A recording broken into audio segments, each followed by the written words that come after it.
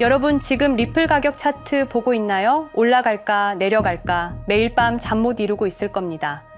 도대체 누구 말이 맞는 걸까요? 저도 여러분과 똑같은 리플 홀더입니다. 그런데 최근에 알게 된 사실 하나가 너무 충격적이어서 이 영상을 만들게 되었어요. 여러분이 알고 있는 리플 이야기가 거짓일 수도 있습니다. 만약 ETF 승인 여부가 정말 중요한 게 아니라면 어떨까요? 만약 그동안 우리가 기다리고 있는 모든 호재들이 진짜 게임의 시작에 불과하다면 혹시 이런 의문 들어보신 적 있으신가요? 왜 리플만큼 혁신적인 기술이 7년간 이렇게 고생해야 했을까? 국제 송금을 3초 만에 거의 제로에 가까운 수수료, 이런 기술이 왜 억눌려 있었을까? 그리고 왜 같은 시기에 비트코인은 ETF 승인까지 받으며 승승장구했을까? 이게 정말 우연일까요? 2020년 12월 22일 밤 9시 30분 그날 암호화폐 역사상 가장 이상한 일이 벌어졌습니다. SEC가 리플을 고소한다고 발표하자 리플은 30분 만에 60% 폭락했습니다. 그런데 같은 시간 비트코인은 사상 최고가를 기록했습니다. 이게 말이 되나요? 더 기가 막힌 건 SEC 발표 30분 전부터 이미 리플 대량 매도가 시작됐다는 사실입니다. 즉, 누군가 미리 알고 있었다는 뜻입니다. 그리고 그날 가장 빨리 리플 상장 폐지를 발표한 거래소가 코인베이스였습니다. 과연 우연일까요? 여러분, 혹시 코인베이스 창립자들이 누구와 연결되어 있는지 아시나요? 바로 여기서부터 모든 퍼즐이 맞춰지기 시작합니다. 2004년 어느 가을날 페이팔이라는 작은 결제 회사가 15억 달러에 매각됩니다. 그때 돈을 받은 6명의 젊은이들이 있었습니다. 일론 머스크, 피터 틸, 리드 호프만. 이들은 그 돈으로 실리콘밸리를 완전히 바꿔놓기 시작했습니다. 테슬라, 페이스북, 링크드인, 펠런티어. 지금 여러분이 매일 사용하는 거의 모든 서비스들 뒤에 이들이 있습니다. 그런데 2017년 이들에게 예상치 못한 위협이 나타났습니다. 바로 리플이었습니다. 왜 위협이었을까요?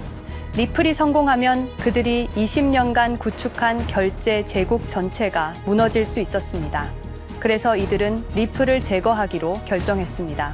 언론 공격부터 시작해서 커뮤니티 분열, 거래소 압박, 그리고 마지막에 SEC 소송까지. 모든 게 너무 체계적이고 조직적이었습니다. 반면 비트코인은 어떻게 됐을까요? 이들은 비트코인을 자신들의 편으로 만들었습니다. 투자하고 지원하고 키워나갔습니다. 결과적으로 비트코인은 디지털 골드가 되었고 이들이 만든 ETF 상품이 되었습니다. 하지만 리플은 7년간 지옥 같은 시간을 보내야 했습니다. 그런데 지금 상황이 바뀌고 있습니다. 리플이 SEC 소송에서 완전히 승리했습니다. 더 이상 그들이 리플을 억누를 핑계가 사라진 거죠. 그래서 다시 주목받기 시작한 것입니다. 하지만 과연 이들이 쉽게 포기할까요? 오늘 여러분께 그 전체 이야기를 들려드리겠습니다. 누가 리플을 이렇게 만들었는지, 그리고 지금 우리에게 어떤 기회가 왔는지 말입니다. 여러분, 리플이 과연 어디까지 오를 수 있을지 궁금하시죠? 오늘 제가 정말 충격적인 이야기를 해보겠습니다. 2020년 12월 22일 밤, 그날을 기억하십니까? XRP가 단 하루 만에 63% 폭락했습니다.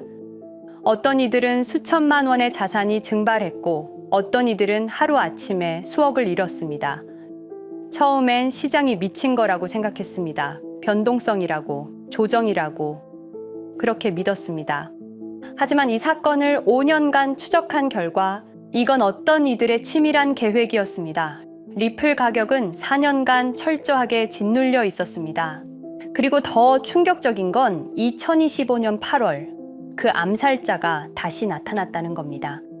이번엔 더 큰 칼을 들고 더 강한 권력을 쥐고 더 야심찬 계획을 가지고 지금부터 제가 5년간 추적한 절대 공개되면 안 될 이야기를 시작하겠습니다. 먼저 타임라인부터 보시죠. 천천히 따라오십시오. 2020년 12월 22일 오후 9시 30분 SEC 의장 제이 클레이튼이 XRP 기소를 전격 발표합니다. 그의 임기 종료까지 남은 시간 단 12시간. 12월 23일 오전 9시 클레이튼 SEC 의장직에서 사임합니다. 여기까지는 그럴 수 있다고 칩시다. 임기 끝나고 퇴임하는 거 이상할 건 없죠. 그런데 12월 24일 크리스마스 이브 아침입니다. 퇴임한 지 단 하루 만에 클레이튼이 새 직장으로 옮겨갑니다. 월리버 에셋 매니지먼트 자문으로. 잠깐만요. 이 회사가 뭘 하는 곳인지 아십니까? 비트코인과 이더리움에 8천억 원을 투자한 회사, 그러니까 리플과 직접적인 경쟁을 하는 회사에 베팅을 한 겁니다. 다시 한번 정리하겠습니다. XRP를 기소하고 다음날 사임하고 그 다음날 리플의 경쟁사에 투자하는 회사로 갔습니다. 이게 정상입니까? 윤리적으로 문제는 없습니까? 법적으로 괜찮은 겁니까? 하지만 진짜 소름 끼치는 건 이제부터입니다. 블록체인은 모든 걸 기록합니다. 그리고 그 기록을 추적해 보니 기소 발표 18시간 전인 12월 22일 새벽 3시 누군가 움직이기 시작했습니다. 대량의 XRP가 조심스럽게 하지만 확실하게 매도되기 시작합니다. 뉴스가 나오기 전, 세상이 알기 전, 폭락이 시작되기 전 누군가는 이미 알고 있었습니다. 이 시점에서 저는 의문을 품었습니다. 대체 왜 하필 리플이었을까? 이 사건을 이해하려면 XRP가 단순한 암호화폐가 아니라는 걸 알아야 합니다. 지금 여러분이 해외로 송금한다고 가정해보죠. 한국에서 미국으로 1,000만 원을 보낸다면 스위프트라는 시스템을 거칩니다. 전 세계 200개국 11,000개 금융기관이 연결된 거대한 네트워크. 벨기에 브뤼셀에 본부가 있지만 실질적으로는 미국이 완전히 통제하고 있습니다. 얼마나 무서운 권력이냐면요. 2012년 이란 핵 제재 때 이란 은행들을 스위프트에서 퇴출시켰습니다. 그 결과 이란의 경제는 즉시 붕괴되었습니다. 2022년 러시아의 우크라이나 침공 후 러시아 주요 은행들을 스위프트에서 퇴출시켰습니다. 이후 러시아의 루블화는 30% 이상 급락했습니다. 스위프트에서 쫓겨나면 그 나라는 국제거래에서 완전히 고립됩니다. 이게 핵무기보다 강력한 이유입니다. 실제로 폭탄을 떨어뜨릴 필요가 없으니까요. 버튼 하나로 한 나라 경제를 무너뜨릴 수 있으니까요. 스위프트는 돈의 흐름을 틀어쥔 지배의 손길입니다. 그런데 2017년 XRP가 등장했습니다. 비교해 보시죠. 송금 시간부터 압도적인 차이가 납니다. 스위프트는 국경 간 송금에 3에서 5일이라는 시간이 걸립니다. 반면에 XRP는 단 몇 초면 송금이 완료되죠. 수수료 또한 엄청난 차이가 납니다. 스위프트는 3에서 5%까지 수십만 원의 수수료가 발생하지만 XRP는 단 몇 원, 거의 공짜나 마찬가지로 송금을 처리합니다. 스위프트는 여러 국가의 중개은행이 필요하지만 XRP는 그런 것조차 불필요하죠. 그리고 2017년부터 2019년까지 일본 SBI 그룹이 뱅크 오브 아메리카가 산탄데르 은행이 하나둘씩 리플과의 파트너십을 검토하기 시작했습니다. 총 200개 이상의 금융기관, 연간 200조 원 규모의 국제 송금 시장에서 XRP가 스위프트를 완전히 대체할 수 있다는 게 증명되는 순간, 바로 그때 누군가에게는 절체절명의 위기가 된 겁니다. XRP는 단순한 암호화폐가 아니었습니다. XRP는 미국이 전 세계를 통제하는 금융 무기에 대한 직접적인 도전이었습니다. 그래서 저는 추적하기 시작했습니다. 누가 XRP를 제거하려 했나? 처음엔 당연히 정부를 의심했습니다. SEC니까요. 미국 정부 기관이니까요. 그 다음엔 월스트리트를 의심했습니다. 은행들이 위협을 느꼈을 거라고 생각했죠. 그런데 조사를 하면 할수록 이상했습니다. 모든 흔적이 전혀 예상치 못한 곳을 가리키고 있었습니다. 실리콘밸리, 뉴욕이 아니라 샌프란시스코, 월스트리트가 아니라 테크 기업들, 혁신과 자유의 상징이라던 바로 그곳 말입니다. 2002년 10월 3일로 돌아가 보겠습니다. 페이팔이 이베이에 15억 달러에 매각됩니다. 그날 50명의 직원이 퇴사합니다. 보통 회사라면 뿔뿔이 흩어지겠죠. 각자 길을 가고 연락도 끊기고, 그런데 이들은 달랐습니다. 그들은 네트워크를 만들었습니다. 서로의 회사에 투자하고 서로를 임원으로 영입하고 서로의 성공을 발판 삼아 더 크게 성장하고 20년이 지난 지금 그들이 창업하거나 투자한 기업들의 시가총액을 합치면 우리나라의 GDP보다 큽니다. 2007년 포춘지가 이들에게 특별한 이름을 붙였습니다. 페이팔 마피아. 당시엔 실리콘밸리 성공 신화로 보도됐죠. 아름다운 동료의 혁신가들의 연대, 그런 이야기들. 하지만 2025년 지금 우리는 다르게 보게 됩니다. 핵심 인물들을 하나씩 보시죠. 피터 틸, 1998년 페이팔 공동 창업, 2002년 억만장자 등극, 2003년 그는 새로운 게임을 시작합니다. 팔란티어, 9.11 테러 직후였습니다. 미국은 공포에 떨고 있었죠. 피터 틸이 말했습니다. 우리의 사기 탐지 기술을 국가안보에 사용할 수 있습니다. 그리고 CIA의 벤처 펀드 인큐텔로부터 투자를 받습니다. 20년 후 지금 FBI의 핵심 시스템도, CIA의 데이터 분석 시스템도, 국방부의 작전 시스템도, 국토안보부의 전산망까지도 미국 정부의 모든 데이터는 피터 틸의 회사를 거칩니다. 하지만 피터 틸의 진짜 권력은 정치에서 나옵니다. 2022년 JD 벤스라는 젊은 오하이오 출신 정치 신인이 상원의원 선거에 출마합니다. 우리에게는 러스트벨트의 가난한 백인 집안 출신으로 알려져 있고 힐빌리의 노래의 저자로 유명세를 타기 시작했습니다. 피터 틸이 움직입니다. 1,500만 달러, 우리 돈으로 약 200억 원을 이 젊은이에게 쏟아붓습니다. 벤스 당선.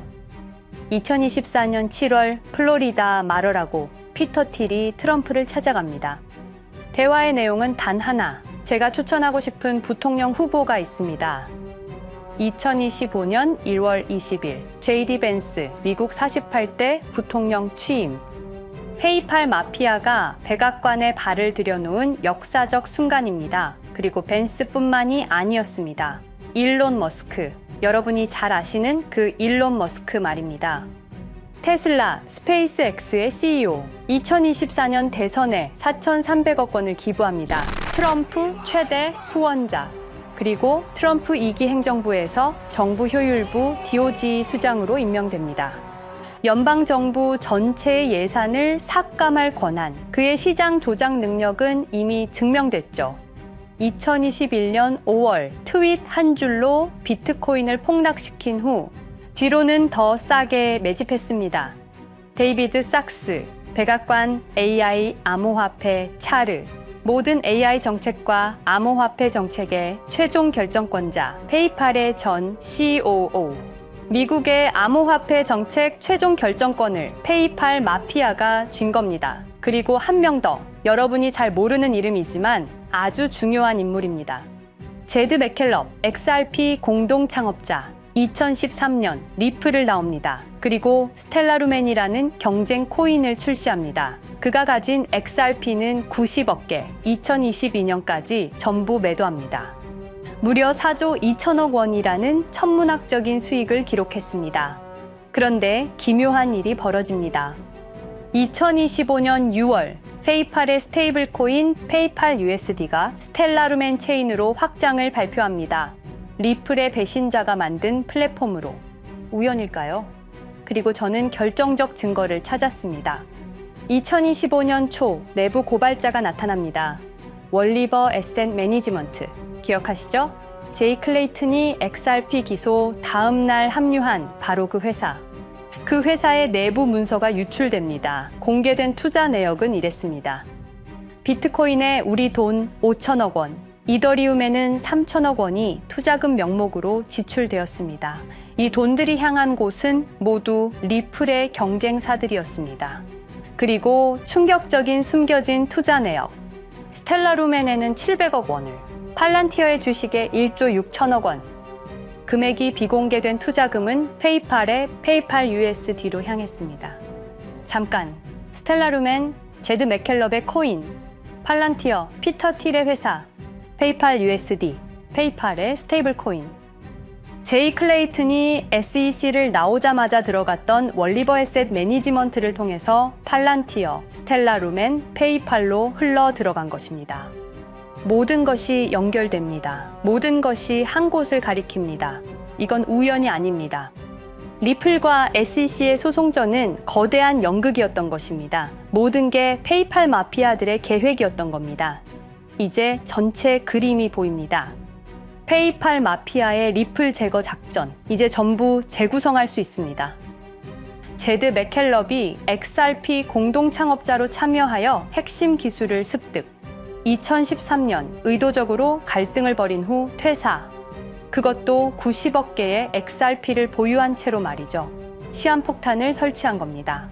피터 틸의 팔란티어, 2003년 CIA의 인큐텔 펀드 투자로 창업. 2020년까지 FBI, CIA, 국방부의 핵심 시스템을 장악하게 됩니다. 미국 정부 전체를 들여다볼 수 있게 된 겁니다. 2018년 6월, 우리 모두가 아는 바로 그 SEC 기업금융국장 윌리엄 힌먼의 발언.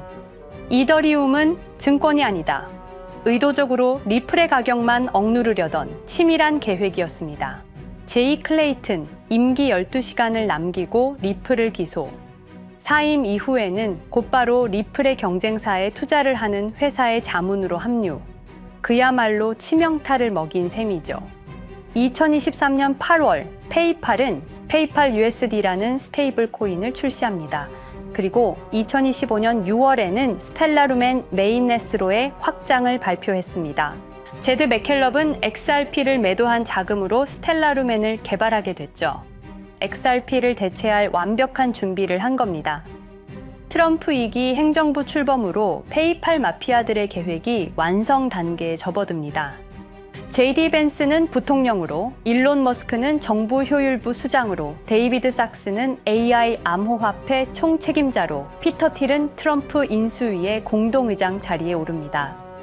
페이스북의 모회사인 메타의 로비 비용을 보면 확실히 알 수 있습니다. 2024년 로비 비용으로 역대 최고 금액인 약 2,400억 달러를 지출했습니다. 로비스트 수도 2016년에는 31명에 불과했지만 2024년에는 의원 8명당 1명 꼴인 65명으로 늘어났죠.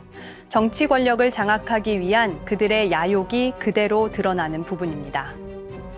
데이비드 sak스, 백악관 입성 후 단 2주 만에 리플이 수년간 워싱턴에 배치한 로비스트들을 전원 축출했습니다. 겉보기에는 이해관계 충돌이라는 명분을 내세웠지만 실제로는 경쟁 세력을 제거하려는 목적이었습니다. 리플의 스피커 역할을 할 마지막 정치적 통로마저 차단이 된 겁니다. 완벽한 계획이었습니다.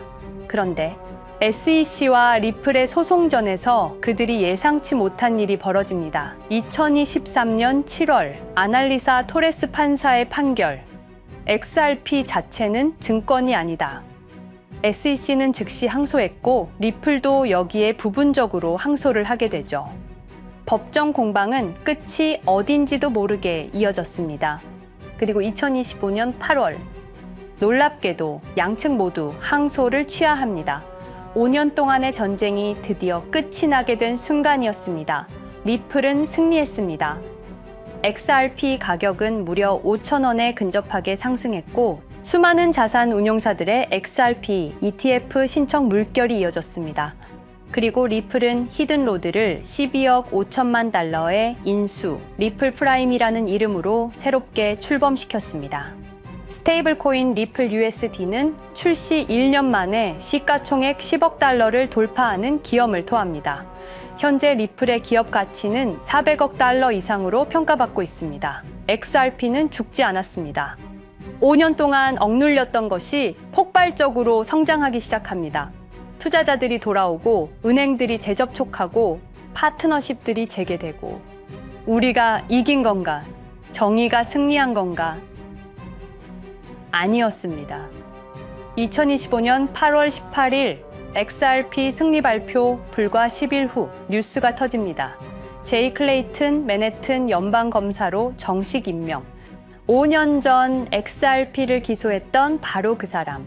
이번엔 연방검사로 돌아왔습니다. 월스트리트의 보안관이라 불리는 미국에서 가장 강력한 검사직. 형사 기소권, 월스트리트 전체 감시 권한, 금융범죄 수사 총괄. 더 큰 칼을 들고 돌아온 겁니다. 그리고 2025년 11월 트럼프 대통령의 발표. 제이 클레이튼을 앱스타인 사건 수사 책임자로 임명합니다. 잠깐, 왜 하필 클레이튼일까요?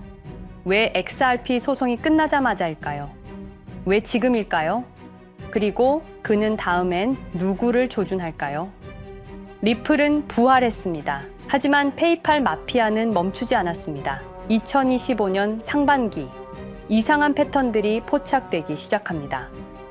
일론 머스크의 행동이 변합니다. xAI에 추가 투자가 급증했고 테슬라 AI 개발에 급가속을 하기 시작했습니다. 그리고 이상하게도 특정 AI 기술에 대한 공격적 언급이 증가했습니다. 일론 머스크답지 않았습니다. 그리고 2025년 3월 한 AI 코인의 공식 계정이 일론 머스크의 X라는 플랫폼에서 갑자기 사라집니다. 노출 제한을 당했고 광고 계정들도 정지가 됐습니다. 특정 코인에 관련한 영상들이 전부 삭제되었습니다. 왜일까요? 이 코인에는 특징이 있습니다. 진짜 AGI 구현 가능한 탈중앙화, AI 네트워크로 평가받고 있는데 초당 수십억 단위의 연산 처리가 가능한 정도입니다. 수백만 개의 노드가 연결된 분산 뉴럴 네트워크, 이건 테슬라도 구현하지 못했습니다. 메타도 구현하지 못했습니다. 중앙화 시스템인 오픈AI가 꿈도 꿀 수 없는 것입니다. 이 코인만이 유일하게 성공했습니다. 그런데 시가총액은 테슬라의 500분의 1 수준에 머물고 있습니다. 질문 드리겠습니다. 이렇게 혁신적인 기술인데 왜 플랫폼에서 차단을 당하고 검색조차 되지 않으며 알고리즘에서 철저하게 배제당하고 가격은 또 왜 이렇게 낮은 걸까요? 답은 하나입니다. 그들이 지금 사고 있기 때문입니다. XRP 때와 똑같은 패턴입니다. 역사는 반복되고 있습니다. 그리고 지금도 머스크와 페이팔 마피아의 자금이 이 코인으로 조용히 흘러 들어가고 있습니다. 가격이 낮은 건 무가치해서가 아닙니다. 리플이 그랬던 것처럼 그들이 움직이고 있기 때문입니다. 저는 이 AI 코인의 정체를 여기 유튜브에서 공개하려 했습니다. 하지만 치명적인 문제가 있습니다. 유튜브, 2005년 페이팔에서 나온 3명의 남자가 만들었습니다. 체드 헐리, 스티브 첸, 자베드 카림. 여러분이 지금 보고 계시는 이 유튜브라는 플랫폼조차도 모두 페이팔 마피아 출신의 감시망 안에 있습니다. 그리고 X는 일론 머스크가 소유하고 있습니다. 페이스북은 피터 틸의 첫 외부 투자로 시작했습니다. 그들은 플랫폼을 소유하고 있습니다. 백악관도, SEC도, FBI, CIA 계약도, 주요 SNS 플랫폼도 모두 그들 손안에 있습니다. 이전에 제가 이 코인을 공개한 영상이 있었습니다. 그러나 그 영상은 바로 삭제됐고 채널도 정지됐습니다. 가이드라인 위반은 전혀 없었습니다. 그냥 사라졌습니다. 불편한 진실이 다뤄질 때마다 이런 일이 반복됐습니다. 하지만 한 가지는 분명합니다. 5년 전 XRP 투자자들은 속수무책이었습니다. 그런데 그들은 포기하지 않고 5년을 버텼습니다. XRP는 부활했고 포기하지 않는 사람들은 큰 수익을 얻었습니다. 그들은 우리가 잊었다고 생각합니다. 그들은 우리가 용서했다고 생각합니다. 그들은 우리가 포기했다고 생각합니다. 역사를 기억하는 자가 역사를 만듭니다. 자, 이제 질문하겠습니다. 역사는 지금 이 순간에도 반복되고 있습니다. 똑같은 패턴으로, 똑같은 방법으로 또다시 당할 수만은 없습니다. 그들에게 리플이 당했던 것과 똑같은 패턴으로 가격이 짓눌리고 있는 이 코인은 리플이 그랬던 것처럼 결국 모든 걸 이겨내고 상승할 수밖에 없을 것입니다. 그들의 계획을 미리 예측해서 우리가 조금이라도 더 빨리 움직인다면 우리는 도지코인, 시바이누를 초기에 매수했던 사람들처럼 상상할 수도 없는 수익을 올릴 수 있을지도 모릅니다. 저는 오늘 이 코인을 여러분께 공개하겠습니다. 단 유튜브의 스크립트, 작성 기능 때문에 직접적으로 언급할 수는 없습니다. 영상 설명란과 고정 댓글에 있는 링크를 통해 간단한 양식을 작성해 주시는 모든 분들께 이 코인을 알려드리도록 하겠습니다. 선택은 여러분의 몫입니다. 아무것도 하지 않으면 아무 일도 일어나지 않습니다. 행동하십시오. 그러면 여러분의 인생은 바뀌게 될 겁니다. 긴 영상 시청해 주셔서 감사드리고 궁금하신 점은 댓글을 통해 말씀 주시면 제가 성심성의껏 답변해 드리도록 하겠습니다. 감사합니다.